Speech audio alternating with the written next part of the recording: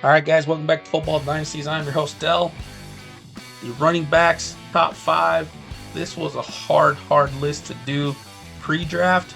Post-draft, a little bit easier in the sense that we know where these guys are going. So the situation itself kind of moved around my top 10. If you want full list, head over to X. We have all our top 10s, even top 15s, if you wanted to see all that. But for now, we're just going to reveal our top five rookie running backs for 2025.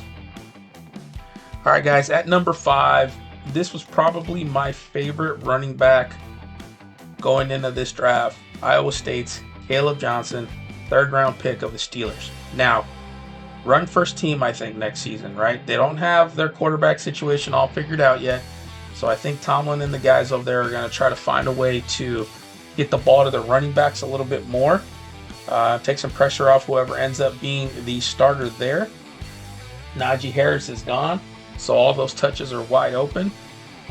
They did sign Jaylen Warren to a one-year deal, or kept him on a one-year deal. Kenneth Gainwell is the guy that they signed on a one-year deal. Now, the Kenneth Gainwell signing doesn't necessarily hurt Caleb Johnson. Caleb Johnson as a third-round pick, I still think he is going to break through those guys. If this isn't his backfield by the middle of the season, for sure by next year, as long as he's showing us what he did at Iowa State. A great inside the tackles, a runner. And Caleb Johnson going to the Steelers couldn't have been a better situation for him. At number four, RJ Harvey, University of Central Florida, second round pick of the Broncos. Now get this. This is Sean Payton's highest running back drafted since Reggie Bush in 2006.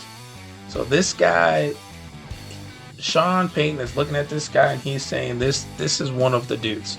All right, the GM for the Saints, or not for the Saints, sorry, for the Broncos came out. I always get those confused. Sean Payton with the Saints. He is a Bronco now. We have to see him twice a year. He is now a Bronco, and they are saying that this guy just reminds them of Alvin Kamara out of the backfield. If you watch a lot of his games at UCF, yeah, this kid's a pass catcher, man. They let go of Javonte Williams. That backfield is wide open. Jaleel McLaughlin and Audric Estime still remain, but they didn't really show enough last season, I think, to really solidify that they would be the number one going into next season. Estime may potentially get some of the goal line work, but we still see RJ Harvey as a three-down back, believe it or not, and I hated making this comparison, but he had a little bit of Reggie Bush coming out of college. No one's ever going to be Reggie Bush, don't get me wrong. That guy is goated. I don't care what anyone says. And this kid, he's got a little bit of that running style, east to west, but as soon as he gets north to south, he is gone. So RJ Harvey to the Broncos, really love that pick. At number three, we got Quinshon Judkins, second round pick of the Cleveland Browns. They are probably going to be a run first team again going into next season. Same thing kind of as in Pittsburgh. They don't know who their starting quarterback is. They got to take some pressure off them. So what do? You get your running backs, you get them the ball, let them do a lot of the work, a lot of easy checkdowns. Stefanski's offense should help him out there. The only real guy that he would see any competition from would be Jerome Ford. Jerome Ford showed us some flashes last season, but nothing that's going to make me go, okay, yeah, I don't want to draft Judkins. I still think Judkins is a first-round pick. Nick Chubb is gone. Nick Chubb this offseason, his workouts, if you guys haven't seen him, go check them out. This dude still is explosive, still jumps out of the gym, but I don't think he's going to be re-signed with the Cleveland Browns. They took two more running backs in the draft, so why would you add like a fifth or a sixth? Obviously, for training camp, you want as many bodies in there as you can, but I think Nick Chubb's days with the Cleveland Browns are done, especially with Judkins going in the second round to them. So I see Quinshon getting a lot of work and him being the number 3 rookie running back in 2025. All right, number 2, and I'm going to kind of mix these in together. Number 2 and number 1, very, very difficult and how you want to see this. For rookie points, which is what we're doing here, we're going to put Omarion Hampton at 2, Ashton Jeanty at 1. Now, I'm combining these two because they kind of go hand in hand. If you are in a redraft, you're absolutely taking Ashton Jeanty first. If you're in a dynasty, you're probably still taking Ashton Jeanty first, especially if you're a team that needs to win now, right? I mean, some of you may have acquired the 101 and you have a stacked team.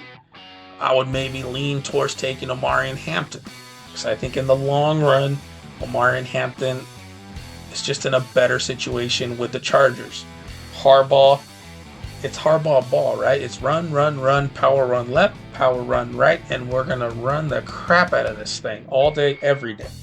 So with Omarion Hampton going to the Chargers, I mean, he's got Najee to deal with in the first year, right? I don't see it going more than halfway through the season where Omarion is going to be the number one guy. And that goes well if you have him on your squad going into the playoffs at the end of the season. Actually, schedule release for the NFL May 14th. We'll tune into that. We'll have an episode for you guys on that too. But both of these guys, all the draft capital in the world, both first rounders. Ashton Jeanty is now the second, not the second highest average, but the second most guaranteed money for a running back is now Ashton Jeanty. That just blows my mind that the number 6 running back is now the second highest paid, most guaranteed money.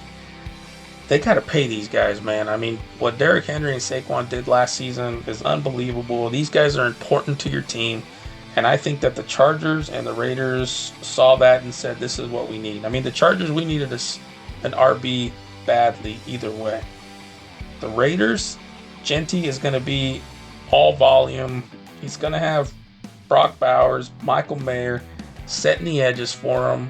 The Raiders are going to have to get their guards on the right side and the right tackle, get that solidified so you can get Jeanty out there. But I still see, just based on sheer volume, Ashton Jeanty is probably going to end up going to have the most rookie points this season. I mean, in most redraft leagues, I'm seeing some mocks. They actually got Jeanty as like the 4th, 5th running back off the board, which is insane. Hampton, pass blocker, pass catcher, power back.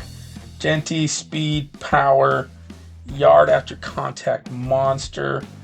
Again, you can't go wrong, in my opinion, with either of these two. But I think at the end of the season, strictly points, Jeanty will have more fantasy points than Hampton in the first season. But going into year 2, I think the Chargers, just going forward, will have a much better O-line. You see how Harbaugh and my man Greg Roman, they like to get as many offensive linemen as they can. If the Raiders can get a good, decent O-line to go along with Jeanty, again, said it like 5 times already, but you can't go wrong with either one of these guys. That's the only 2 things I can look at that you can see is if you need a guy now, take Jeanty. If you're a team that can afford to wait on him a little bit, take Hampton. But I think going into year 2, both of these guys are going to be monsters. They could be potential top 5 running backs going into 2026. That's how highly we think of these 2 guys. But yeah, can't go wrong either one. On next, a lot of our list, top 10s, top 15s, top 20s. Stay tuned, guys. We got the wide receivers and the tight ends coming.